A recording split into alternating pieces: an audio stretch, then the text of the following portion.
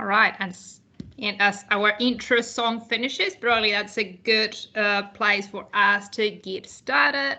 So, Tina Koto Katoa, ko Luciana Garcia. I'm Luciana Garcia. I'm the Women and Girls lead at Sport New Zealand.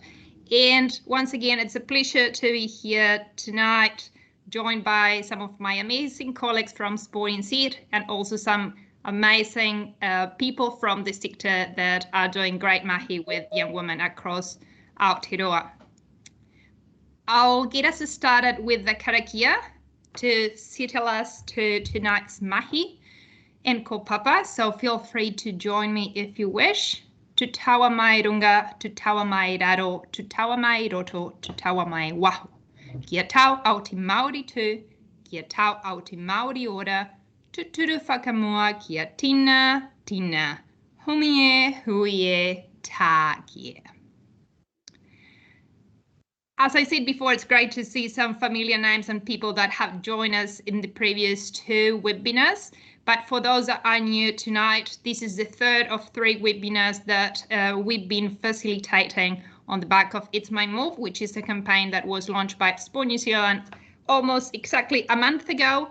And the purpose of this campaign is to encourage and support young women move their way. We know, and there's lots of research out there that tell us that teenage young women identify lots of barriers when it comes to be physically active, and those barriers sometimes make them disengage from physical activity. But on the flip side, we know young women want to be active and they understand the value that being active, playing sport, or being involved in active recreation or fitness brings to their lives. And we also acknowledge that there's some amazing organizations across the country that are doing really good work with and for young women.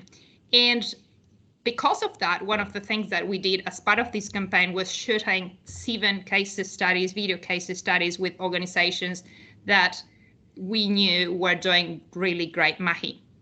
Those case studies are available on the It's My Move website. But tonight, what we are going to do is we are going to introduce you to 2 organizations, Sea Sisters and Sport Husband. And they are going to tell us a bit more about the mahi they've been doing, and we'll unpack some of the insights and data that we have from young women and see how these organizations have put those insights into practice. Some housekeeping rules before I pass it on to Libby and Lily. We'll keep you muted. We'll love to see your faces, but for technology purposes, we'll keep cameras off. And we'll really encourage you to use the chat if you want to interact, if you want to ask questions, give thumbs ups, love hearts. Feel free to join the kōrero and be part of tonight's webinar. So that's enough of me. I'll pass it on to Libby and Lily. Thanks, Lou. Kia ora koutou, ko Libby Davenport tuku ingoa no Timaru aho, ke ehi Aotearoa aho e mahi ana, ingari e tine wā, ke Christchurch City Council aho e whai whiako ana. Kia ora everyone, my name is Livy and I am from Timaru. I work at Ehi Aotearoa, otherwise known as Sport New Zealand, and I'm on the graduate program. So I'm currently on placement at Christchurch City Council, where I'm based in the facilities team, and I'm involved in developing a bunch of activation work with and for women and girls. So I'm really enjoying my time there, and it's been a real privilege to co-host this series. So really looking forward to getting into tonight's webinar and hearing the awesome mahi that is going on around the motu. But I will now pass it over to my co-host and colleague Lily to introduce herself. Kia ora Libs, tēnā koutou katoa, ko koukou te maunga, ko ōtaki te awa, ko Joina toku whānau, ko Lily toku ingoa no te whanganui a Tara aho. So as Libby said, I'm one of the other graduates here at Sport New Zealand, currently based down in Te Tauihu, top of the south at Sport Tasman, and loving my placement so far and getting to work with a whole bunch of different young women, which has been really rewarding to be on the ground doing this mahi. So we'll start off tonight by going through the profile, which is the basis of some of the insights for this series of webinars. And the profile is an update of the first young women's profile in 2018. and it was completed mid last year with updated statistics and qualitative research that was conducted across Aotearoa between the lockdowns. It seeks to assist organisations in understanding the needs of young women and how to support quality experiences in active recreation and sport. The profile includes barriers to participation, what things are important to girls, and provides 10 key takeaways for providers to act on. And these have informed our webinar themes as we dig a bit deeper. So tonight's theme around creating safe spaces to support young women's wellbeing is backed up by a lot of evidence. You'll see that Lou has just dropped the link to the profile in the chat. So you're welcome to have a bit of a browse while we go through some of the key statistics. Some of the key insights is that 96% of young women understand the value of physical activity and why it is good for them. There's a noticeable pattern of decreasing variety of activities over time as girls narrow in on what they enjoy most or feel best at during the busy NCEA periods of school. And they have competing priorities as well during that time. Though they have less time for physical activity, it is still playing an important role for them in counteracting all their stress and emotional pressures. Another thing that's really clear throughout the profile's findings is the importance placed on fun and an understanding of what defines fun and activities for young women. Fun while being active often means feeling safe, comfy, boosting their confidence, accomplishing a new skill, or being empowered to give things a go. This relationship flows both ways. As much as fun is a key motivator for physical activity, taking part in the activity positively impacts their satisfaction, well-being, and their school productivity. When young women talk about safe or comfortable experiences, they often mean people and environments that remove the judgement, pressure, and perceived social barriers. 68% of young women say that they avoid physical activity when they're not feeling confident about their body. 55% feel judgment towards their body or their physical appearance from others. So this link between judgment and low self-confidence shows the need for providers to create an inclusive, sensitive space for girls. I'll pass back over to you, Lib. Thanks, Lily. So as Lou mentioned earlier, It's My Move campaign aims to encourage providers of sport and rec to think a bit more deeply about how they go about engaging with Kōhine and providing really great quality opportunities that meet their diverse needs. But it is really important that we recognise that there are so many local providers who are already doing a really great job in this space, who really understand the needs of the girls and the young women who live in their communities. So these webinars are a really great opportunity for us to celebrate the work that they're doing and provide a bit more of a platform for us to learn more and for these providers to be able to share the work that they're doing and hopefully inspire some of those who are on the call as well. So last week we heard from Megan from Journeys and Ash and Isla from Word, and then in the week prior, so our first webinar of the series, we heard from Frankie from Cricket Wellington and Deb and Kim from the Ford Foundation. So those recordings are online and available even if you weren't registered, for those who can access those. So I might hope that Rachel or Lou can pop those in the chat if you want to go back and watch those. But tonight we're really fortunate to hear from two more organisations from across Aotearoa who are leading the way in this space, especially when it comes to creating safe environments that support young women's wellbeing. So we're firstly going to begin by hearing about Kōhine Māia, but first let's watch this awesome video case study that gives us a bit of an insight into the mahi they've been doing with Kōhine in the Tasman region. Thanks, Rach.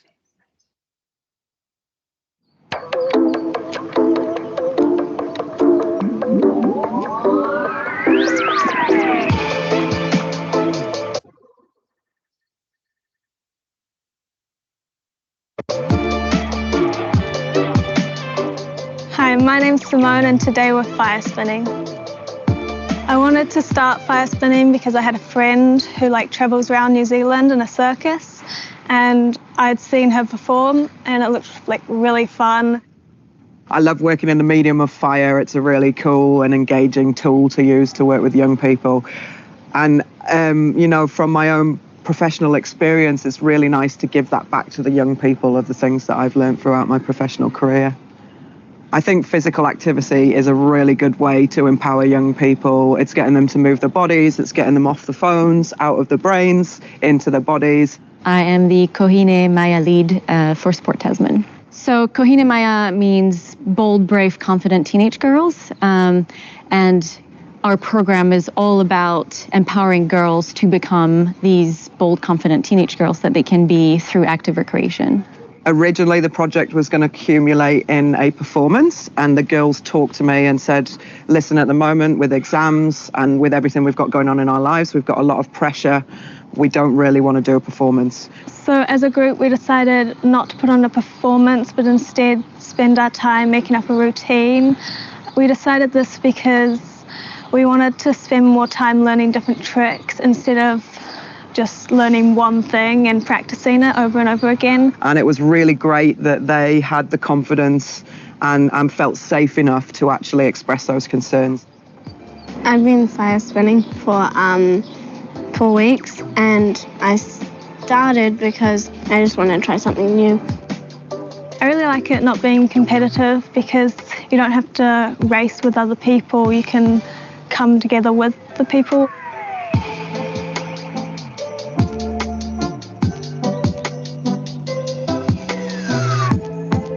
Well, I'm doing the fire sessions is teaching me a lot of stuff about fire and what's dangerous about it and what's really amazing about it. My favourite thing about fire spinning is probably it looks awesome and the people are always really nice. I think every move counts when it comes to being active, and for young girls especially, feeling good is really important so that it brings young girls to actually come back and build that habit of wanting to do physical activities or active recreation. I think some of my top tips in terms of working with young women is get them involved in the whole process, do something that's exciting and dynamic that really gets their interest, and give them the empowerment, the control to take those projects forward and make the decisions. I think it's special because you get to meet new people. I think it's really cool that I had the opportunity to do it and that it's out there for like other people to do.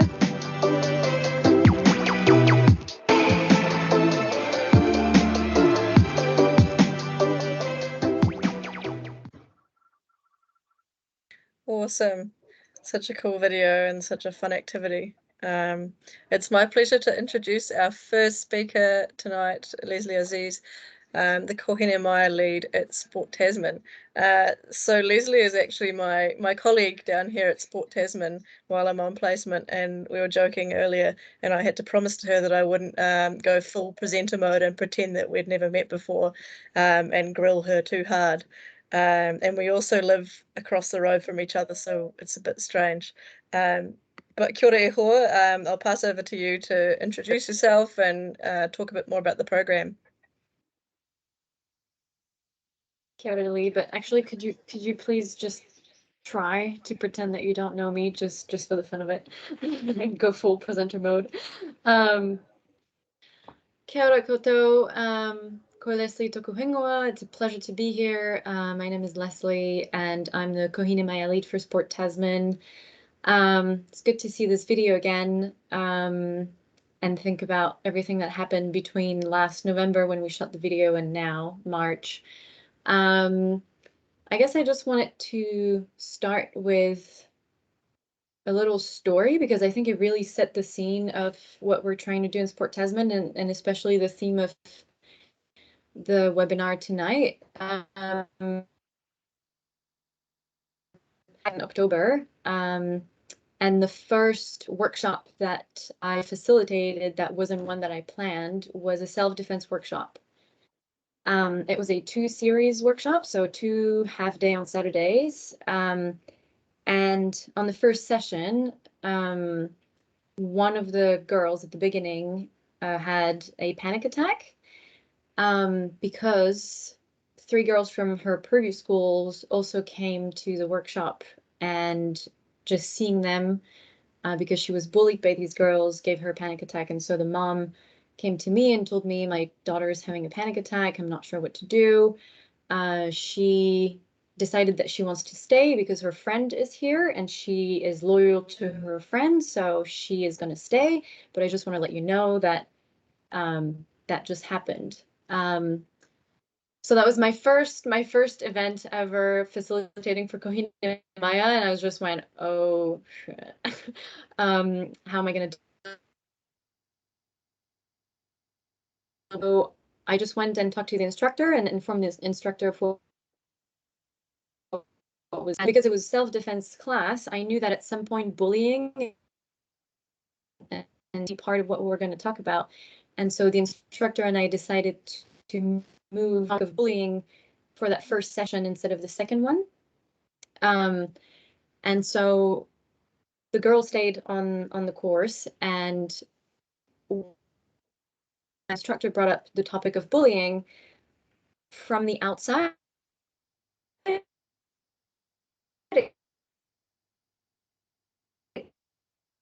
Could have went that, I don't know, it was just kind of awkward, and their body language didn't really communicate that that's something they wanted to engage with.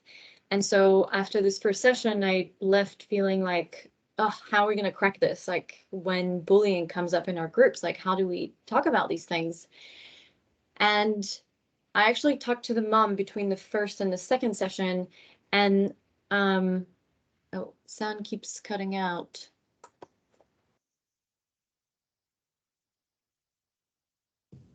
You should be all good for the moment, Leslie. Yeah. But if it's too much worse, I'll jump back in and see if you can turn your camera off and try then.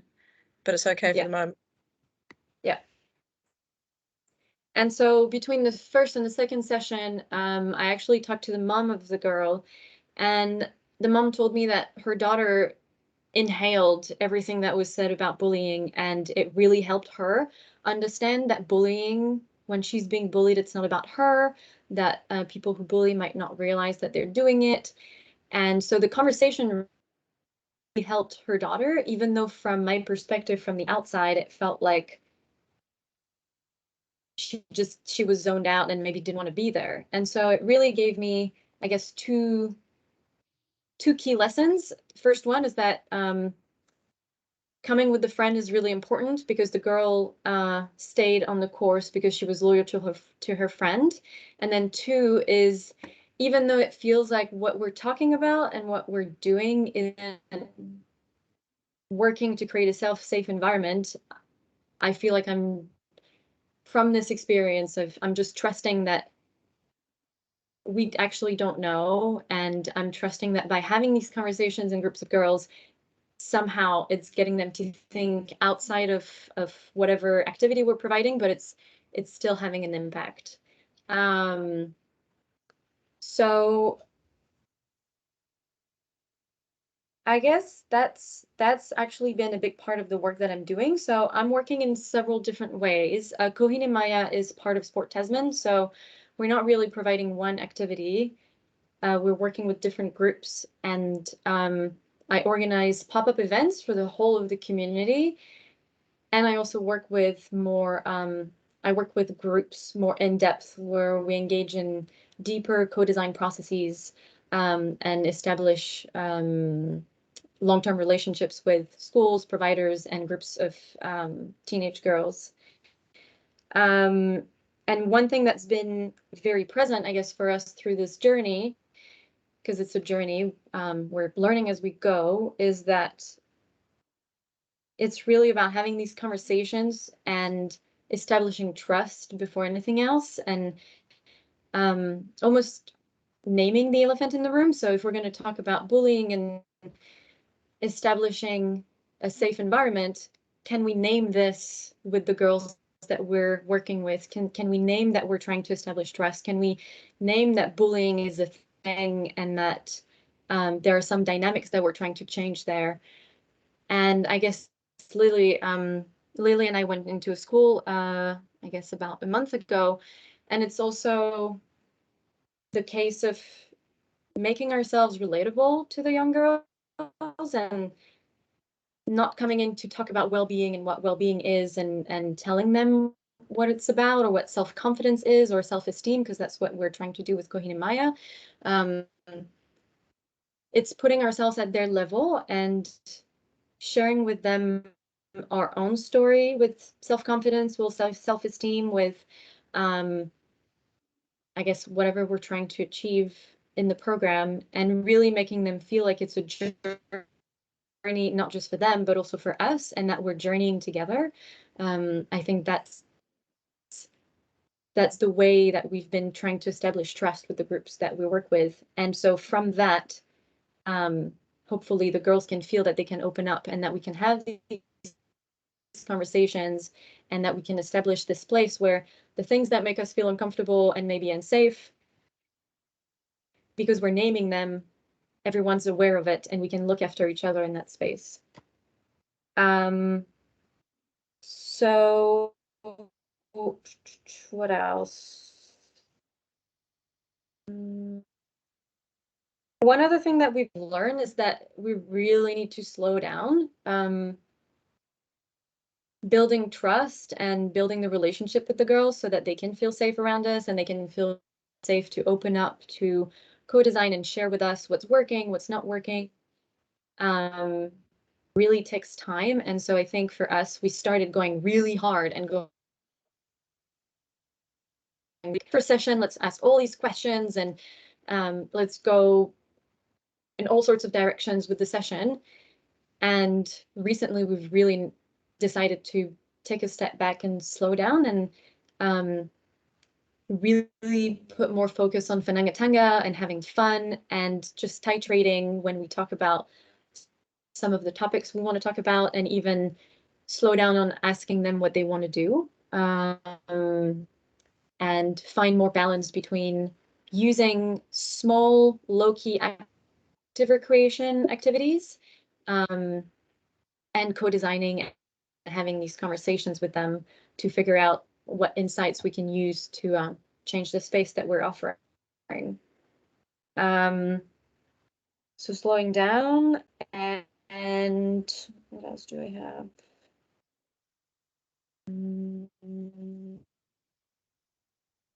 The other thing is that we're learning is how to be creative with some of the barriers that we have, not necessarily logistical barriers such as, you know, transportations or financial barriers. But for instance, I'm thinking about how a lot we work with have name buddy issues or feelings that they're being watched as barriers to participating. And the other day we were planning Youth Week with one of our providers, and we thought about offering a yoga workshop that would be a glow-in-the-dark yoga workshop.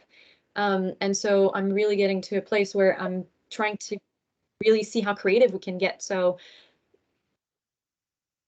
if we know that girls are not super comfortable, the sound is still dropping. So maybe I'll just, Lily, should I just disable my camera?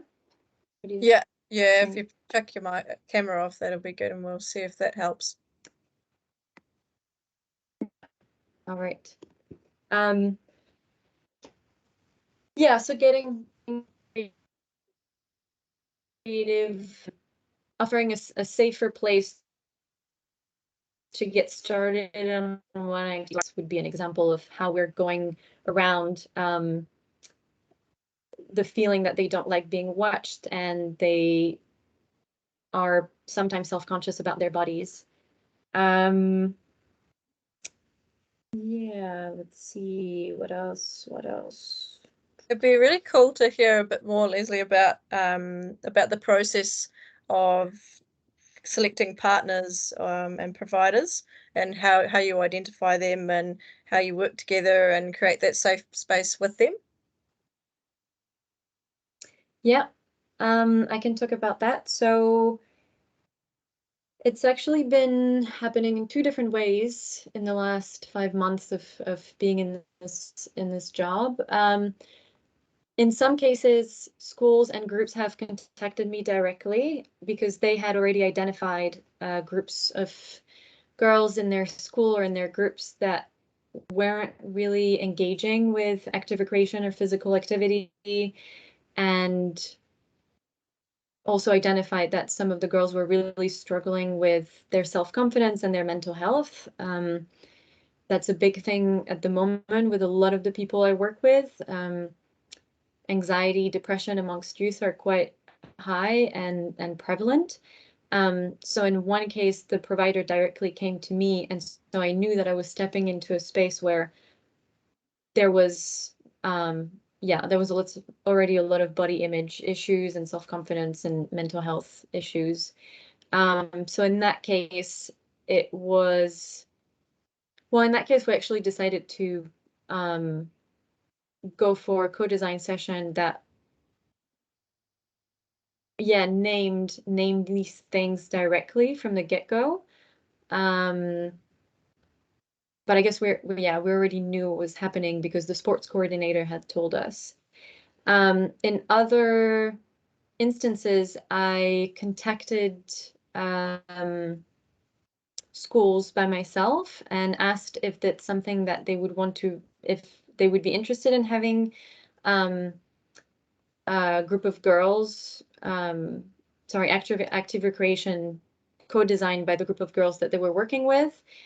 And that's because Kōhine Māia 6 months ago decided to shift from community events, and so organizing pop-up events for the whole of the community, to working with targeted populations and a group of youth in rangatahi that might not have the same type of opportunities, might not have opportunities to access high quality active recreation.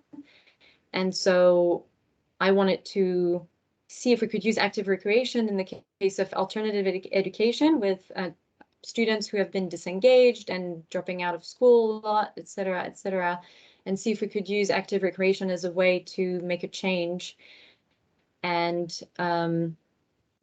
also kind of show how active recreation can be a way to manage mental health, for instance. And so I'm currently working with 2 alternative school programs, and the idea is that ultimately we will merge the 2 schools.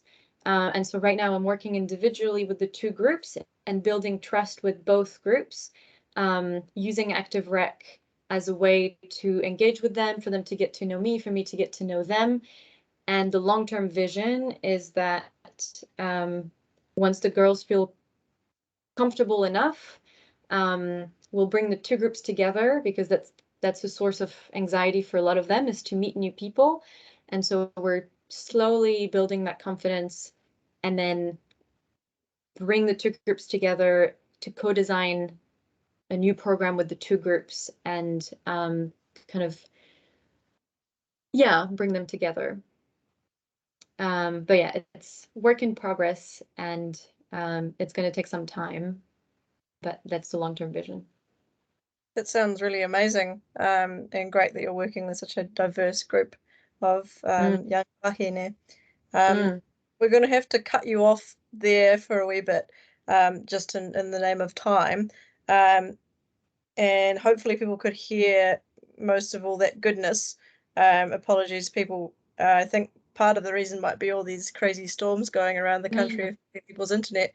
But thanks heaps, Leslie, and we might have a few questions in the chat for you by the end of the session. So please, people, if you have any questions for Leslie, do drop them in the chat. But the next case study we'll be looking at is Sea Sisters, based in Hawke's Bay. So I'll get Rach to play the amazing video from Sea Sisters.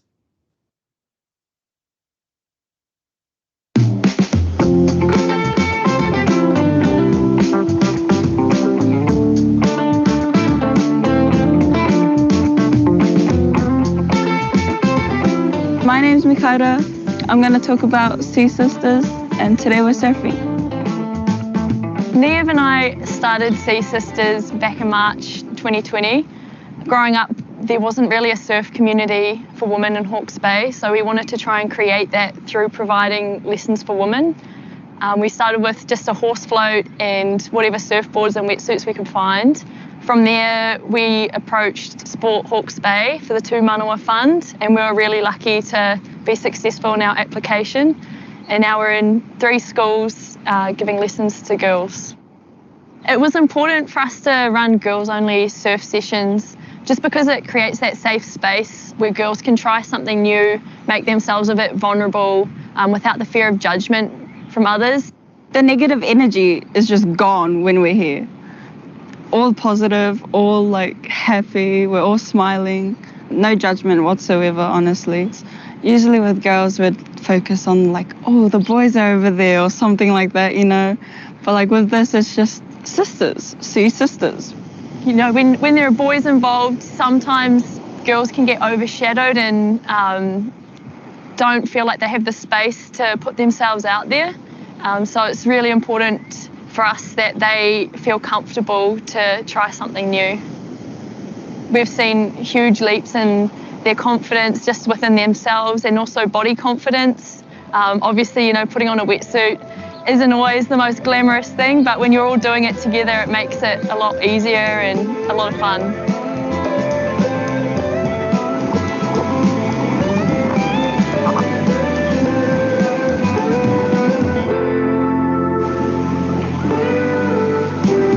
Around other people that you're not comfortable with, you would feel pretty insecure and stuff about your body, but all the girls here are so supportive about like body image. It's so comforting just to know that the girls support you throughout the whole thing.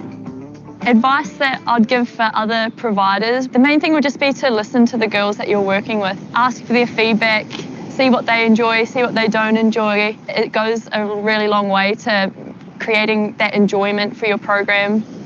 So the program's not really about technical skills, it's definitely more about what's getting taken away from the program. Ideally, we want these girls to be able to take the confidence that they've built up in our sessions and transfer them both into the classroom and also into their personal lives.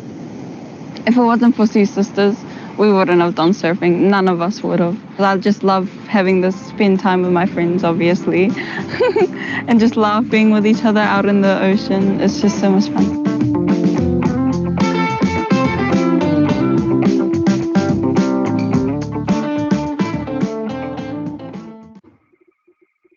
I love that video. I feel like you can feel the happiness and what a cool environment it is through the screen. So I think that that's really special. So it is my pleasure to introduce you to our next presenters, Neve and Holly from Sea Sisters. So Neve and Holly, could you please start off by telling us a little bit about your journey and then diving into the mahi that you're doing in Hawke's Bay?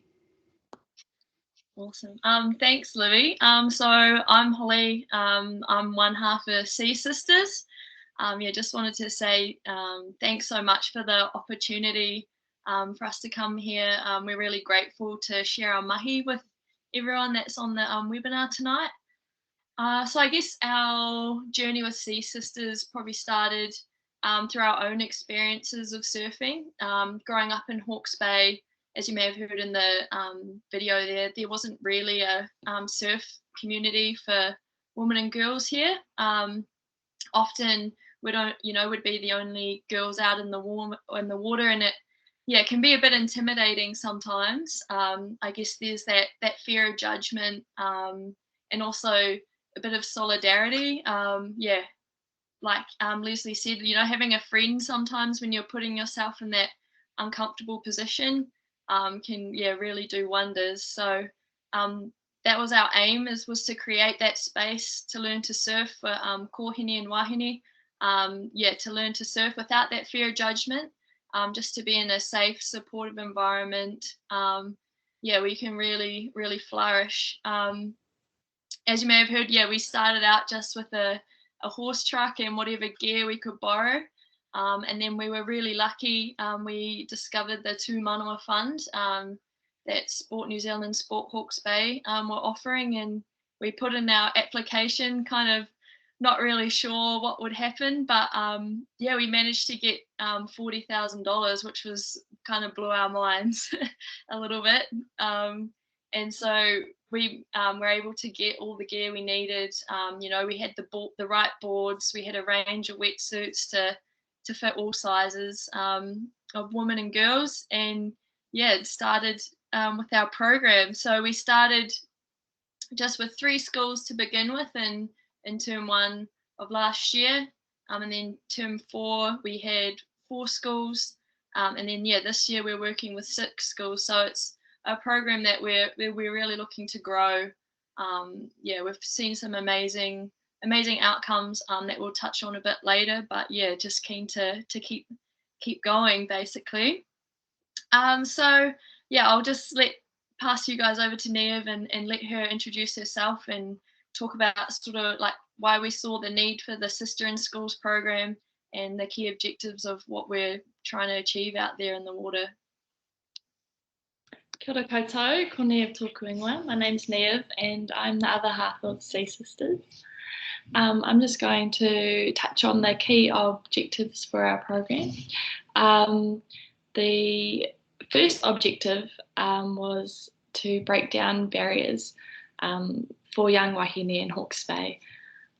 We noticed that when we were growing up, there wasn't a program like this, so we're often just being taught by our parents who, you know, didn't have all the skills in their books. But yeah, and we would have really loved to be part of like a women's surfing community and to learn in that safe environment alongside other wahine, to provide other opportunities, new opportunities, especially to young wahine who otherwise would not have experience within surfing, and access to something new and recreational, and outside learning outside of the classroom, which has incredible mental health benefits as well. Also to foster relationships with the moana and to teach the young wahine about water safety, which is definitely a very important skill to have living in Aotearoa. And also to develop a sense of accomplishment and achievement within these young wahine. Conquering something new is really awesome, especially learning new things and alongside your peers and teachers. So these key insights relate to our program by the safe feeling and comfortable feelings that these young wahine have. So we have girls only lessons, and we keep these lessons small, so around about 10 to 12 girls per lesson, and they are girls only to create less fear, less judgement, and to create a safe space for young wahine to excel. We break down and remove as many barriers as possible to reduce the anxieties and create a high level of comfort. So these girls are showing up in their school van that their kura has subsidised for them to bring, and yeah, just their togs and their towel, and we provide everything else, the wetsuits and the boards and the instructors. So it's really cool to see all these different girls just come out and enjoy the program and not fear that they don't have all the right gears or anything like that. We also get feedback from our participants, which we found super helpful. Developing those relationships with the young wahine is super important, and therefore like creating a base for communication. So we often get feedback from them verbally, and also we found questionnaires to be really helpful if they don't want to particularly talk to us in person, maybe they feel a bit whakama, so we'll send questionnaires out to their teachers who will send them back to us. So that's been super helpful. And also a supportive environment where it's okay to make mistakes. We encourage mistakes because that's what surfing's all about. You fall off, you get back on, and you ride another wave, and you're learning all the time. We really discourage put downs, and we encourage young wahine to uplift each other and support each other. So we're all about creating that safe environment where everyone feels okay to start at, you know, this base point and improve from there and take each step as it comes to the individual. Cool. So yeah, the importance of fun is an element that we really try and emphasize out in the water.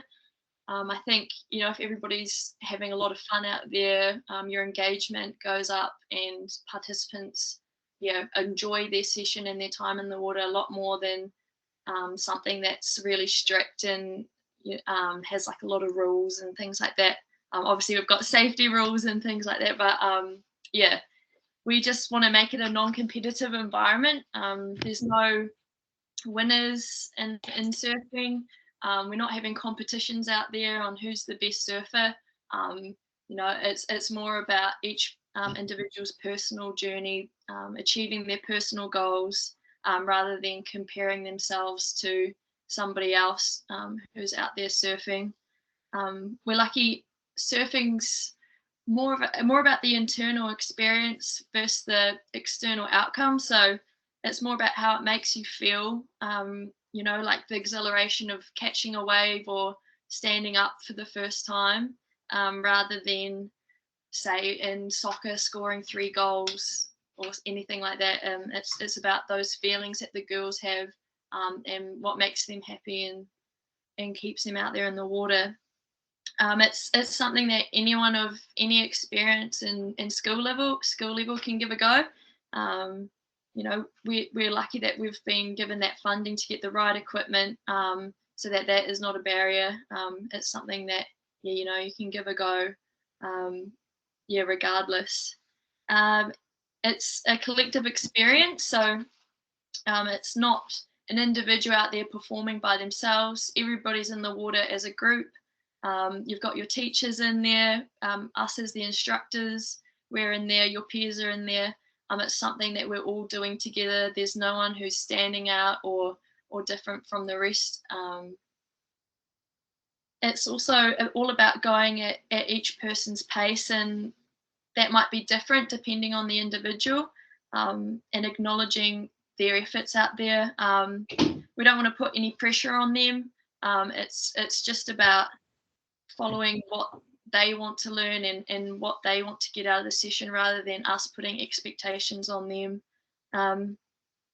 And yeah, it's just really important that we have wetsuits for everyone. You know, I'm putting on a wetsuit, Niamh's putting on a wetsuit. You know, it's like we said in the video, it's not a glamorous kind of thing. It's hard. You get tired, you get sweaty. We're all ready to hop in the water by the end of putting that dang wetsuit on. So yeah. I'll let Neve talk about confidence. Cool. So surfing is a sport that inherently fosters confidence, as these young wahine pick up and continue developing their skills within surfing and within their knowledge of water safety and water confidence and getting comfortable with the equipment. They grow more confident within themselves. So positive reinforcement from coaches and participants is something that's been really beneficial to us, and especially for us coaches, noticing the little and big wins.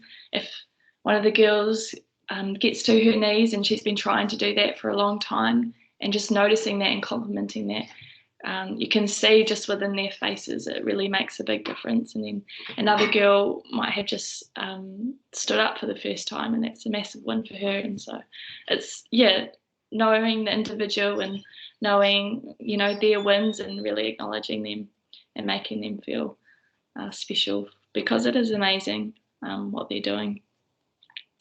Also, we found the compliment sandwich to be a really awesome way of reinforcing positivity within these young wahine. So as well as giving feedback, because I think sometimes we have to be really careful with how we word feedback. And so when we are talking to these wahine, giving them a compliment first and then a work on and then another compliment, we found to really help. And also noticing when the right time is for feedback. And a lot of girls we have noticed are really nervous for their first lesson, but with each lesson they continually like conquer their fears, and it's truly amazing to see the improvement from the beginning of the program to the end of the program. Yeah, we feel very lucky to be doing what we're doing. Awesome. Another thing we wanted to touch on was body confidence. I know in the insights that was a big barrier for Kōhine getting out there and getting active. So we really try our best to break down any anxieties we can surrounding body image. We really try and place importance on there being no ideal body type of a surfer. It's a sport that's inclusive of all body shapes and sizes. There's something, you know, it's not an exclusive sport at all. You know, putting on togs or tight clothing like wetsuits can put young women and girls in an uncomfortable situation. As I know, you know, as a team myself, I think, yeah, we're all a bit body conscious. But again, because everyone is in the same boat, we're all putting it on wetsuits and getting in togs together. Yeah, there's a bit of camaraderie, I guess, in that, and we try and ensure no one feels singled out. We always have a changing room nearby. If girls feel more comfortable getting changed in a changing room rather than, you know, like just putting the wetsuit on over their togs. It's really open for where they feel most comfortable to get changed. And I guess the good thing with surfing is that we're constantly doing things when we're in the water. It's not a sport where you have much time to catch your breath. You're either on a wave trying to stand up, or you're battling the waves trying to get back out to catch another one. So I guess it gets participants sort of outside themselves, and, you know, takes their mind off things like body image and what they look like, because, you know, when you're going down a wave, you don't really have much time to be thinking about that. It's sometimes can feel like a life or death situation. So yeah, I think that's how we try and combat that body image issue. Cool. So I'll talk about accomplishment and empowerment now. So surfing is not something that is easy at all. So we definitely celebrate every achievement, and we encourage the girls to celebrate each other's wins as much as possible to help uplift each other. Yeah, also surprising oneself. It's, like I said, it's definitely not an easy thing to learn, and so girls often accomplish feats that they didn't expect of themselves, which gives them an awesome sense of achievement and exceeding their own expectations, which in turn, you know, gives us a sense of accomplishment and empowerment as coaches.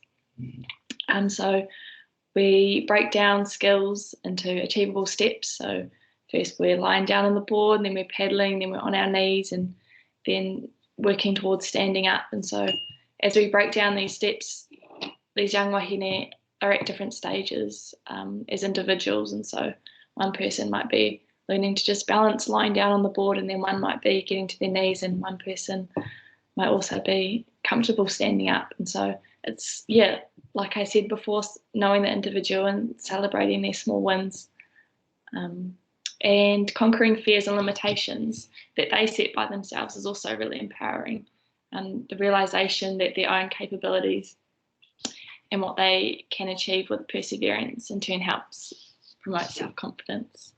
We've also really tried to enforce, well, not, that sounds a bit intense, but goal setting and reaching. And so usually at the end of most sessions, we'll gather the girls up and talk about what we thought of that session, and kind of debrief about it, and then set goals for our next session.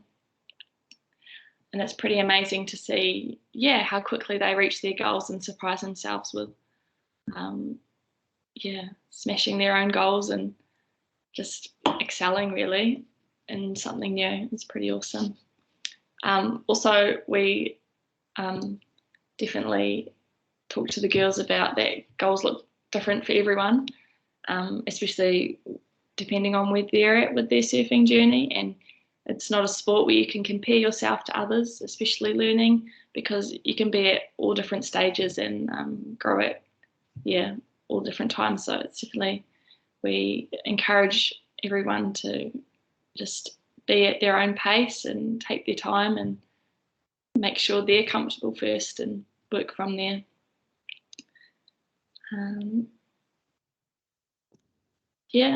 I think one more point I wanted to touch on was since we first started with lessons, we noticed just the amazing energy we receive from teaching in a woman-centred environment, in a young wahine environment, with all the girls so supportive of each other and really uplifting each other. It was really amazing as coaches to feel that and to feel the non-judgment, and just putting themselves out there and really supporting one another. It was, it's been really humbling to experience that. Awesome. Thank you so much, Holly and Niamh. I think you shared some really, not just some, so many really important messages, and it's really clear that you are both so in tune with the needs of the participants that are in your session. So thank you so much for all of those really awesome messages and nuggets of information. I'm definitely going to rewatch this when I've got a bit more time as well, and jot some more notes down to take into the mahi that I do as well. So we've got a really great question in the chat from Leslie. So it's about body image. So how do you bring up body image and talk about this with the girls? Do you try and engage the girls or just deliver tips and values around this for your group? So is it kind of really explicit in what you say, or is it more about the approach you take, I suppose, is the essence of that? I think it's maybe a bit of both. It's really important for us to be super positive in every session, and it's not just through I guess it's through your language you use and the way you talk to the girls and we talk to each other, but also, just body language. And I think you can create a safe space a lot through like your actions and the way you hold yourself and things like that. I wouldn't say we specifically talk about it, because I guess that can make sometimes girls feel a little bit uncomfortable, but I guess it's more in the attitude we have towards I guess like putting on wetsuits is a big thing, and just having that positive attitude towards that. What do you think, Niamh? Yeah, so from our first session, I think some of the girls are a bit surprised that they need to put on wetsuits, and so we make it very clear that I think a lot of the girls, they do feel uncomfortable about it, but we're very clear that we've got wetsuits for everyone wears them. You can watch us struggle to put them on, it's just normal. And same with in the water, it's never something that we show like limits surfing ability. I think it's something that we really try and push the girls that may have body confidence I guess issues to really excel and show themselves that actually it's not a limitation, and it's pretty amazing to see like their confidence grow, even just putting on the wetsuits and feeling comfortable to do that with their friends nearby and not feel whakamara about changing. Awesome, that's a great answer. I think it's really cool to kind of make it really clear everyone's in the same boat, everyone's looking silly, we're trying to yank on a wetsuit. So I think that I can see how you create this environment that does feel really comfortable for everyone there. So thank you for sharing that. I'm going to invite Leslie and Lily. Lily's already back, but Leslie, if you want to pop back on as well. We've got one quick question from Lily before we wrap up. And we'll hopefully your internet's going okay, Leslie, but if it's a wee bit jumpy, we'll just get you to pop your camera off again. I'll pass it to you, Lily. Kia ora. I just had one just bouncing off, I think, Niamh or Holly, you said about how surveys were one of the things that you found to be useful as especially young women are often kind of shy and reserved and don't like speaking in a group. So I just a quick fire question for both you two and for Leslie, if you had any tips or tricks or a really fun way that you can gather insights from young women when it's quite hard to engage them in just a normal roundtable conversation. Yeah, so for the questionnaires that we did for our girls, we just made really simple questions at the beginning of our program and then also at the end, just to see the growth, I guess, of their confidence within surfing and also like abilities. And so we sent them out to their teachers, and the teachers kind of asked them if they were keen to do them, and then they sent them back to us, which was super helpful. But other than that, we were like talking to them and getting their personal feedback. Yeah, cool. Sorry, Niamh. I was just going to say, doing it in that like informal way, like it's, you know, a casual conversation rather than something that's like really confronting. And we also made sure that the questionnaires and surveys were all anonymous. So, you know, if that was like a reservation for answering truthfully, it kind of eliminated that factor. Yeah, awesome. Leslie, any quick tips from you? No, very similarly from the summer series that we ran for, we did stand-up paddleboarding and yoga on paddleboards with groups that we didn't know that much and we weren't really going to create relationships with. Questionnaires with smiley faces and kind of using emojis really worked really well, and we got some quality feedback from that from a group that we had no relationship with. So definitely a good way to get quick feedback from any group, really. Yeah, awesome. Cool. Thank you guys. We'll pass back over to Lou and she'll wrap us up quickly. We've flown through our time. I know, we always have the same problem, which is a good problem to have, but we always feel it's been a bit of a sprint. But thank you so much, Niamh, Holly and Leslie, for sharing some of your mahi with us tonight and some insights to how you've approached your work and working with young women. Rachel, I'll get you to quickly flick through the next slides, and I think most people have seen these. We have a microsite for the campaign that has all these resources and really great articles that you can use with your networks, your stakeholders, as articles targeted to parents, to coaches, and administrators and leaders of sport and active rec sector.